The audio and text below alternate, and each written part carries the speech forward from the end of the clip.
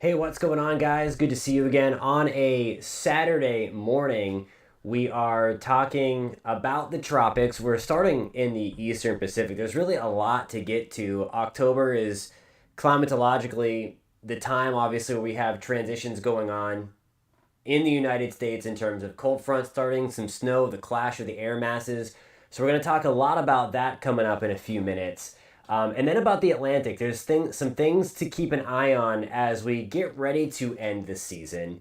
But it may not go quietly. There's a few things to pay attention to, especially if you're tuning in from the Caribbean. And then also New England, there's a chance for some, at least a little something to get going a little bit later on into the week. National Hurricane Center has highlighted one of the things, little area, and I will show you that as well. That is it looks kind of cool on satellite right now in the Atlantic. So we're gonna break that down for you as well, and then look long range in the Caribbean because there could be some more shenanigans going on down there. Hey Celeste, good morning in Jamaica. You need to pay attention a little bit later on. At the end of October and into early November, there could be a little something trying to brew. A lot of uncertainty as to if something does get going and then where it could go, but just that's something that's going to be 7 to 10 days out into the future. But we are going to get to that in a little bit. Good morning for those that are just joining us this morning. Welcome to the channel. If this is the first time that you are finding us, we would love to have you on board as we talk and track all things weather. And first on board today, we are talking about what is now Category 4 Hurricane Roslyn. If you watched one of my latest videos from a couple of days ago, we were talking that it was forecast to be a Category 2 storm at landfall, but there was the potential, really a big potential for this to kind of go gangbusters here, and it did, and is now officially a Category 4 storm. It is obviously well defined. You can see the thunderstorm activity blossoming around the center. The eye still isn't completely clear, so there's unfortunately still room for this thing to strengthen further. But you see just thunderstorms wrapping all around the northern eye wall, more thunderstorms on the southern side, and then the outer bands already impacting parts of western Mexico. So watching that very closely, a lot of the resort towns going to be under the gun from now Category 4 Roslyn, and I would not be surprised if this thing strengthens further. What I'm going to do now, I'm going to turn on the official forecast from the National Hurricane Center, and you see, again, just unfortunately a very beastly hurricane. Winds now of 130 miles per hour, gusts being found of 160 miles an hour. As we go further up, and you see there was a little shift in the track. It looked like it was going to come. It was going to come a little further south and impact Puerto Vallarta. Looks like now it's going to try to go a little bit further north. So if you're with us from Mexico, we're going to go up this track for you.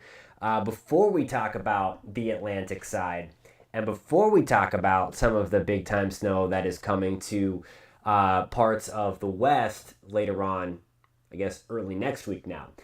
You see, as we move forward here, and we're really talking about the likely landfall here coming on the night of the 22nd, I should say the night of the 23rd, and into there too. So there you go. Let me just double check on something. 22nd, so this is later tonight. So again, a very fast moving hurricane as well.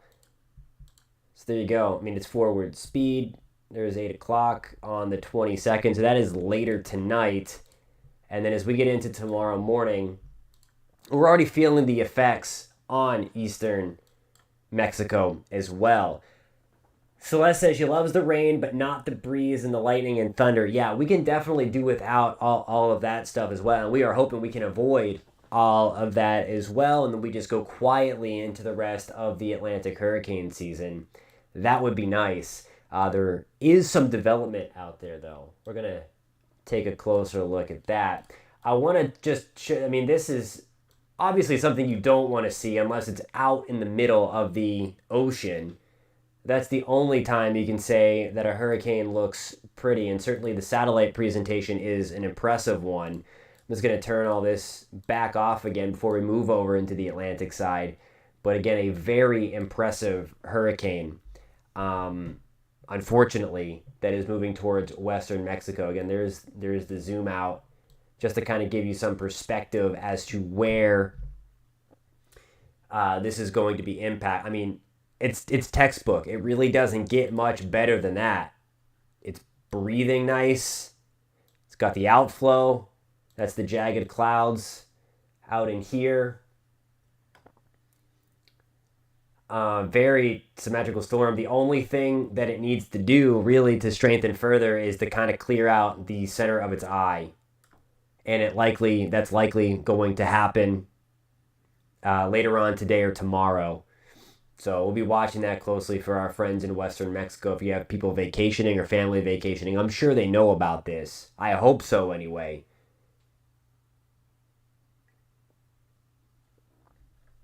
But anyway, all right, we're going to transition into the Atlantic now. I know we have a lot of people viewing from the Atlantic, and then we're going to go a little bit long range here in terms of the Atlantic hurricane season. So we are going to switch basins now.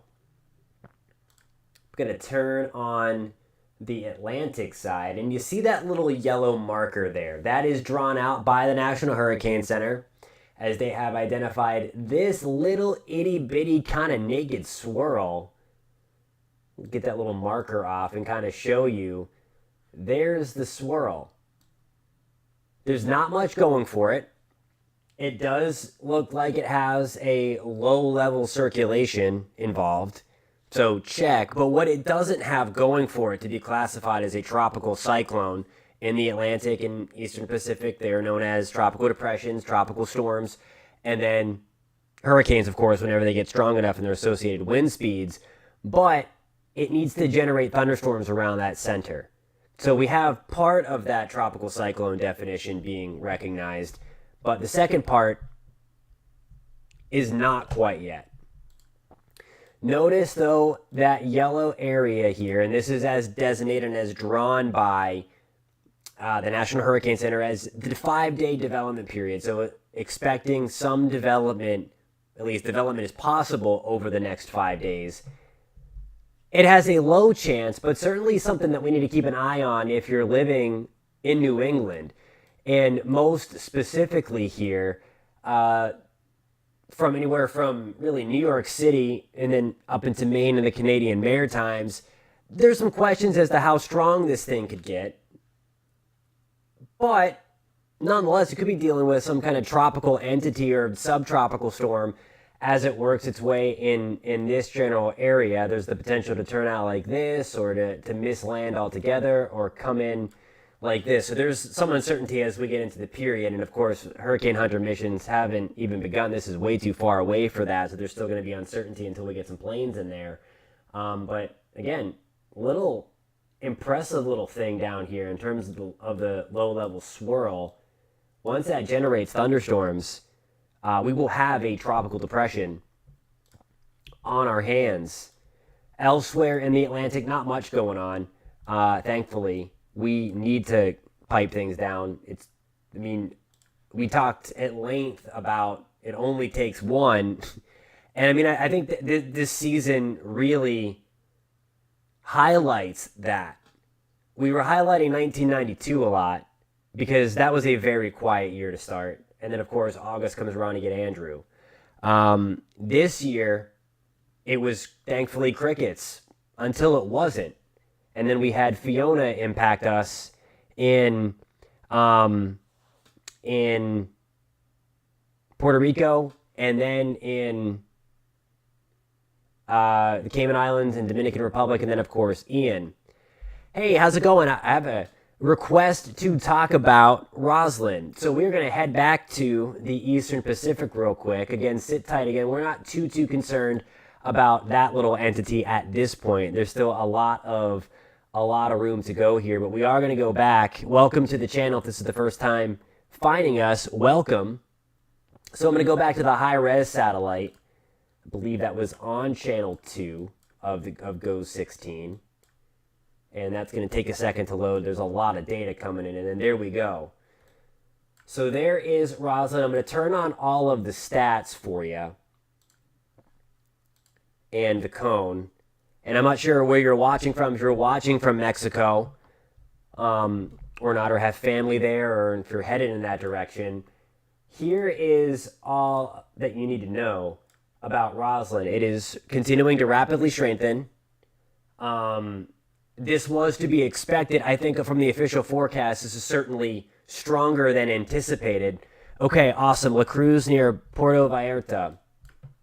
So as this currently stands here, and again, I want you to pay close attention because here we go with Puerto Vallarta right over here. If you can see that on the map, I'll circle that for you. The worst side of the storm, any tropical entity, it's all bad, but the right front quadrant, the right side of that storm. So if the official forecast holds and we are talking about this thing kind of coming in like this or like this, that is going to keep the western Mexican coastline in the worst of it. And what I'm going to do for you now, I'm going to pull up some of the high-res modeling for you in terms of Roslyn here to kind of give you a timeline, and we'll go through that. We'll go through that together for you. And anybody that's interested in this, again, while we're doing that, I'll kind of zoom this out. What we're looking at here is how big the current wind field is. And something important to note while I work on getting some of those high-res models up is that the cone only represents where the center is going to go. So the center, this is to account for the air and center. In the center forecast, note that tropical storm force winds, if it falls in line with that, are going to be impacting far inland areas of western Mexico. So again, feel free to post your questions, comments in here as I do that. Any more questions, we're going to give you the best information that I can on Roslyn, because unfortunately it is a very, very strong hurricane, to say the least. Hey, good morning. Hope you are doing well. Welcome to the channel. If you're finding us for the first time, love to have you on board. So what I'm doing now is, and what you can't see on my other screen, is I'm going to pull up that high-res computer forecast for you and talk about the wind speed. So bear with me just 1 second. And then we are going to... All right.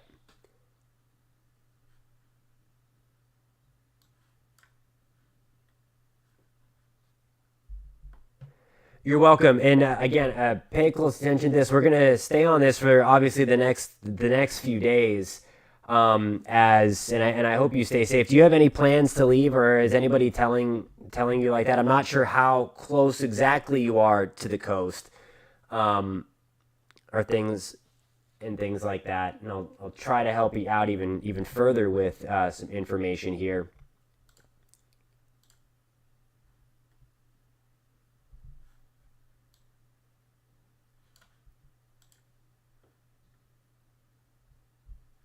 All right, so this is the plot here on Tropical Tidbits. It's a good site that contains some models, and you do see there is at least a positive trend here on this hurricane model. I'm looking at this in real time. I've not looked at this particular model since coming out. I've been looking at a few others, and it does show some rapid weakening as we get into Sunday afternoon tomorrow. Again, that's the expected thing. Okay, so I'm just reading your comments here. Near the Marina and La Cruz between Punamita and Puerto Vallarta. Okay, so we're going to go back to that map there and look at the official forecast again. But at least on this high-res model, it has it coming in, I think, just north of that. So what I'm going to do now is I'm going to take us back to the official forecast.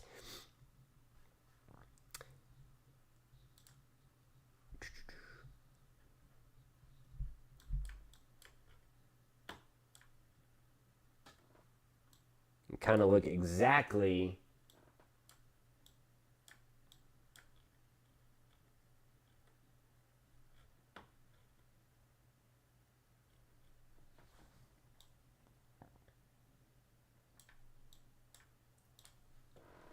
So the official forecast, this is according to the Hurricane Center, it has it coming ashore as a Category 3 hurricane. There's going to be, again, the potential for this to kind of weaken. The thing of it is, it's going to be moving so fast. I mean, right now it's moving. This is another forward. It's moving north-northwest. Just look at some of the extra information here.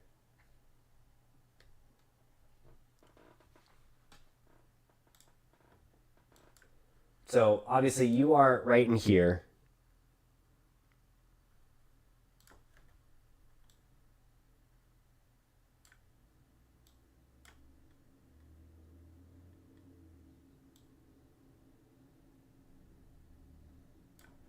And remember that wind field. That's the main concern. Even if this comes out over here, tropical storm and hurricane force winds are still going to be felt well outside of that cone. That's the most important thing to know here. And I know you know this. So we're just kind of going over here just how big the wind field is. Again, the green represents tropical storm force winds. That's how far it extends out. So remember, if this goes right smack down the middle here, and that's just the eye forecast, you're talking about tropical storm force winds inland. Now, the one thing here is that it looks like it is going to weaken rather quickly once it closes in on shore and once it kind of moves inland. Obviously, a little bit. The terrain is just going to help to pull it apart. But as it's doing so, as you mentioned, it's not going to be pretty. It's going to be pretty ugly.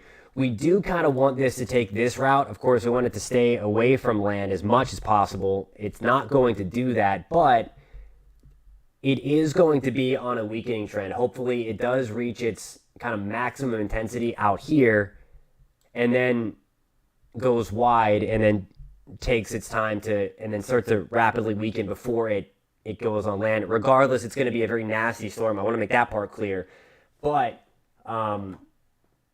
it's going to be pretty ugly. But again, in case there's a lot of town names on here, so I just wanted to show you again closely where Puerto Vallarta is, in fact. And I mean, we're going to be thinking about you, and we're going to be on here again talking about this tomorrow as well, and until this is over. So we have you covered here on this channel. So thank you for joining us. Thank you for finding us. If you have any more questions, post it here even once this live feed is over, and I will get back. Again, we're going to continue to stay on this situation, and I hope that you continue to get good information there, and aren't scared, but are just watching things. Again, it's certainly a serious situation, and I don't want to downplay that, but I don't want you to be scared either and go into a panic. I'm sure it's just an ugly sign. I have to go. Please do. No, I would love that for you to keep us all posted. Again, we'll be thinking about you, and we're going to be watching this closely. And I hope that this thing goes on a weakening trend. And again, we're going to keep on talking about this so that you get good information. And I hope that the internet and the power and all that stuff somehow stays on. But if it comes ashore with is how strong that the official forecast is. So that's interesting that they are. He says that the folks around Western Mexico are strangely cavalier. Do they? I guess my first question is to you. Probably because of the tequila. Awesome. Hey, I mean, it works. That's for sure. I hope they at least know that something is coming. I know that the official forecast yesterday was to not have the storm be as strong as it is now. So if those folks that maybe are having a little bit too much tequila have not been paying attention or have kind of let their guard down over the past 24 hours, let them know that this is it's about double the intensity as it was expected to yesterday. Okay, I've asked neighbors. No one is leaving or going to higher ground. I'm not too familiar with the terrain, at least right on the coast. I know it's low, obviously, about at sea level, but yeah, I guess the most important, and I'm not too familiar with that part again, but the biggest thing here is to just pay attention, and as you are, and I'm glad that you're seeking out the information here. That's extremely important to do. But again, you see it there. I'm going to put that forecast icon back on again. You see there a forecast to come ashore at least as a strong Category 2 hurricane and the potential to be a major Category 3 hurricane. And I know, again, we were talking about that. I guess you probably didn't see the video that we did the other day, since this is the first time that you have found us. But we were talking about there was a lot of room for this thing to really rapidly intensify. The environment is pretty much perfect. Unfortunately, it's doing that. So for those that haven't been keeping up on it, this is something that could kind of sneak up on people if they're not paying attention. And that, brings me to one of my points, is that it's never, when you're at risk for a hurricane strike or a tropical storm strike, it's never a good idea to just say, okay, this thing isn't coming here if it doesn't look like it's coming here. But these forecasts change, especially before the hurricane hunters get in there. And one of the things, again, we always talk about here is that the intensity forecast still lacks a little bit. We're pretty good, meteorologists are, at getting the track to a certain degree, but the intensity is still something left to be desired. But I think while the official forecast is on the lower side of this, I do think that this was accurately kind of portrayed here as there was a lot of room for this thing to explode, which again, unfortunately does. Okay, the south of very mountainous, rugged high mountains, they protect the area mostly, but this one is hitting on the north of the bay where it's less mountainous. Thank you for that really good information, because that helps me out a ton in terms of those impacts. So again, you're saying the southern side is the mountainous side, but then north of the bay is where we're going to have the issues big time, especially with the storm surge coming in and just kind of pushing everything. Let me get this track off because I'll be able to see that a little bit better.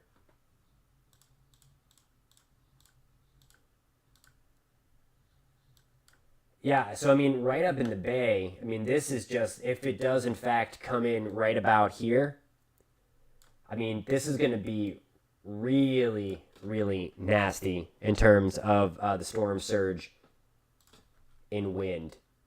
I mean, there it is again. There's that as well.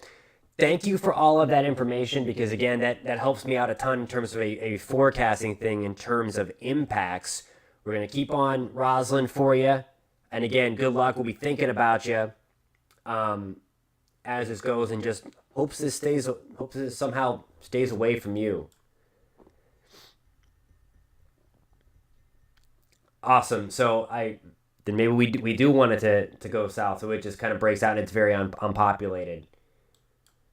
But again, unfortunately, it does look like it is going to go north. I'm just going to look at one more thing here. Absolutely. We'll be thinking and praying for you for sure. So yeah, and if you can, as much as you can and as much as you can safely, it'd be great if you can keep updates. We had a lot of people in Puerto Rico doing that. We were able to kind of talk about some of the power outages going on whenever Fiona was happening. So all of that helps kind of get the word out. as to what is happening. We all know we're in Florida and we just went through Ian. We're at least interior and we're able to keep power. But all that stuff, it's just hard to get information out. Justin is asking me, do I think Cat 5 is a possibility? Thank you very much. I appreciate it, and I appreciate you finding us and trusting us for the information as well. So Justin Wilson asked, do I think a Cat 5 is possible? I do. And just saying that because it's continuing to rapidly strengthen. One of the things, and again, this is the part where, it's all kind of at this point historic in terms of what category it gets at this point. It really doesn't matter if it gets to Cat 5. It's going to be catastrophic for wherever this comes ashore, unfortunately. No matter if it's a 4, no matter if it's a 5, no matter if it goes down to a 3. Or a 2 for that matter, especially as to where it's hitting on the coastline. But I do think there is room. One of the reasons, satellite details are so vital in terms of this, and it looks like I'm just trying to see these little puffs, if you will. So there's some good thunderstorm activity on the northwest side of this. Again, indication that it's strengthening. The one main thing to see here, if this is going to make a run for Cat 5, is if the eye starts to clear out. That means you have strong subsidence within the eye, and whenever that happens, the pressure drops, and then the wind field starts to increase along with it. And again, it looked like it tried to do it. It might close off a little bit. Let me try to back this up to 75 frames here. I'm going to load that up to see some of the kind of in real time what this was looking like from a satellite perspective. We're going to go through that together. The satellite is loading, so bear with the data. The Go16 has a lot of stuff. So this kind of tells the story here. This is of its life. This was starting at about, so this is the last hour, and you saw that flare up of thunderstorms as the sun was kind of coming up on Roslyn, just right here, explode.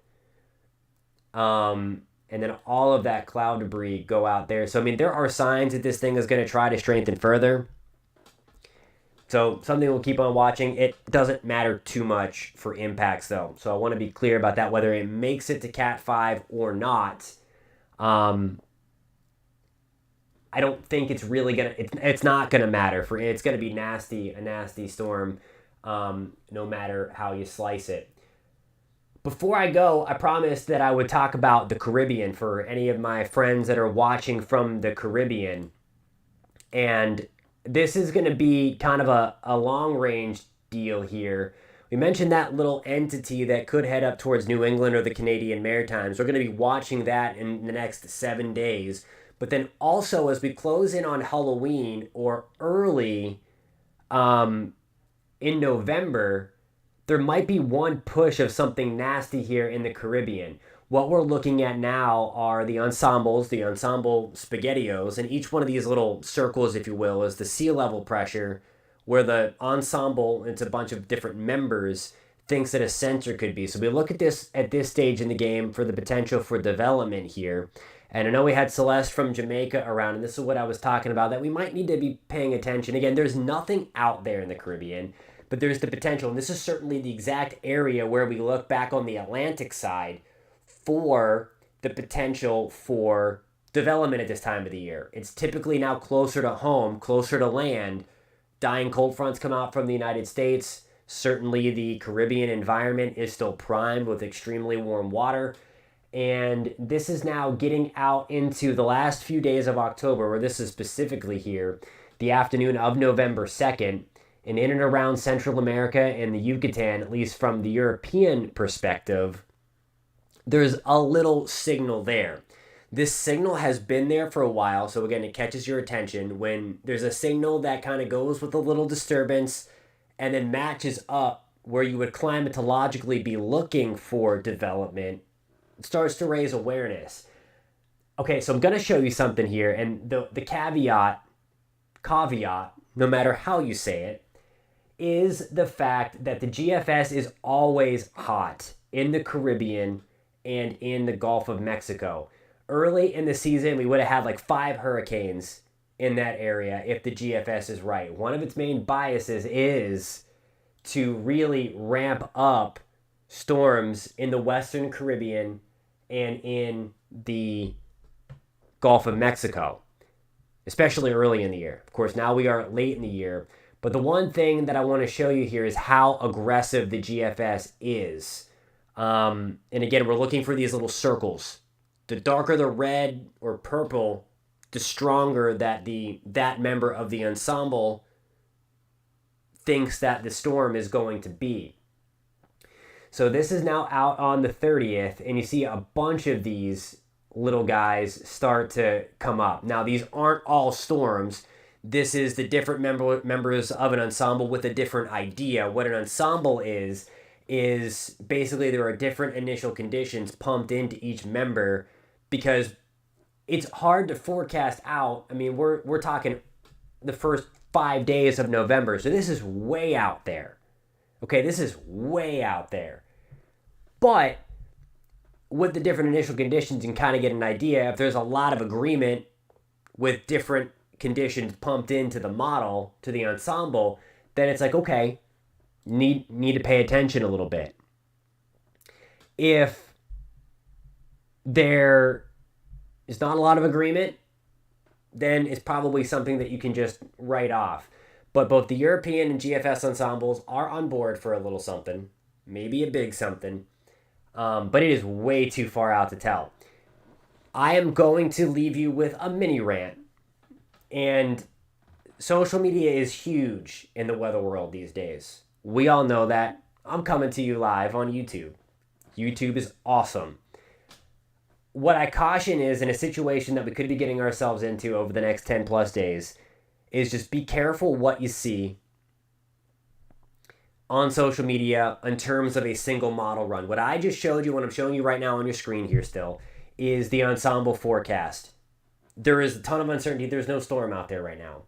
Just be careful. There's no reason to get freaked out off of one or a couple of model runs. We're going to look for consistency, and we're going to look for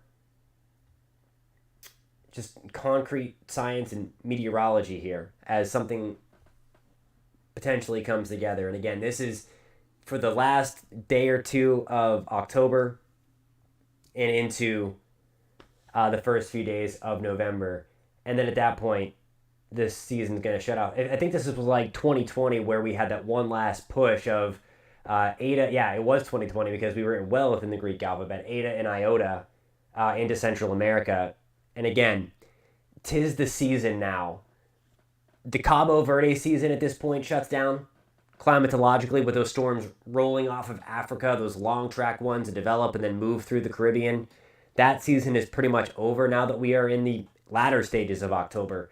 But nonetheless, it's something that we always watch anyway for that last little push.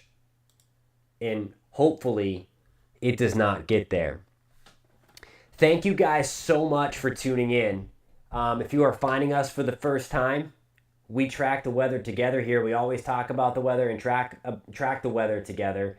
It's awesome meeting all the new people that have popped on today. And again, we are watching Western Mexico for the potential for a very strong hurricane strike tomorrow afternoon. This is, of course, one more live look of the high-resolution GO-16 satellite image of Hurricane Roslyn. And again, even this, we get a new scan here every minute. I'm going to do like a Midwestern goodbye here, as I said that I was going to let you go. But one of the things that satellite technology is so amazing these days, this is the rapid scan, the minute scan here, and already there are more thunderstorms here, and the eye looks like it's trying to clear itself. That's, indication to a meteorologist that it's going to try to strengthen further. As I mentioned before, though, it doesn't really matter. That thing is unfortunately nasty and is likely going to be a very strong storm coming in and around Puerto Vallarta or just towards the north. So again, we're going to keep you posted on that as we work into tomorrow. And again, we're thinking about everybody tuning in from Mexico and praying for you guys and hoping that this thing weakens rapidly. But again, don't count on that. That is just more of a wish cast than anything. Likely a strong hurricane strike coming to western Mexico tomorrow. We will keep you posted. Thank you guys so much for tuning in. Again, we always track the weather together. If you are new to the channel, would love to have you on board. Always appreciate your reports and support. Give this a like, give this a subscribe, and we will catch you next time. Thanks so much, guys. Enjoy your Saturday.